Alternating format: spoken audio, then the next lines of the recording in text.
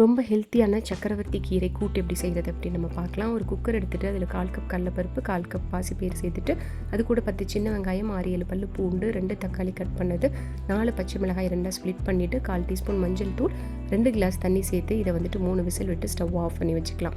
அடுத்து ஒரு பேன் அடுப்பில் வச்சுட்டு அதில் 2 டீஸ்பூன் ஆயில் சேர்த்துட்டு 1 டீஸ்பூன் ஜீரகம், நல்லா 4-5 காஞ்ச மிளகாய் புட்டு சேர்த்துட்டு கொஞ்சமாக வெங்காயம் கட் பண்ணி சேர்த்து நல்லா வதக்கி விட்டுக்கலாம். இதெல்லாம் நல்லா வதங்கினதும் கழுவி எடுத்து வச்சுருக்க இந்த சக்கரவர்த்தி கீரை அது கூட சேர்த்துட்டு நல்லா அப்படியே கலந்து விட்டுட்டு லைட்டாக அப்படியே தண்ணி தெளிச்சுட்டு மூடி வச்சிடலாம். 3 to 4 நிமிஷம் வச்சோன்னா நல்லா அந்த கீரை அந்த இருக்கிற தண்ணியிலேயே வதங்கி நல்லா வெந்துடும். அதுக்கப்புறம் நம்ம இதை ஓப்பன் பண்ணி நல்லா அப்படியே கலந்து விட்டுட்டு இப்போ வேக வச்சா அந்த பருப்பு எடுத்து நல்லா கடைஞ்சி விட்டுட்டு இது கூட சேர்த்து கலந்து விட்டுடலாம். இதுக்கு தேவையான அளவு உப்பு சேர்த்துட்டு ஸ்டவ் ஆஃப் பண்ணிடலாம். இந்த கீரைக்கு இங்கிலீஷில் பார்த்தீங்கன்னா மல்டி விட்டமின் கிரீன்ஸ் அப்படின்னு சொல்கிறாங்க. அந்தளவுக்கு சத்தான இந்த கீரையை நீங்களும் ட்ரை பண்ணி என்ஜாய் பண்ணுங்கள். Bye bye.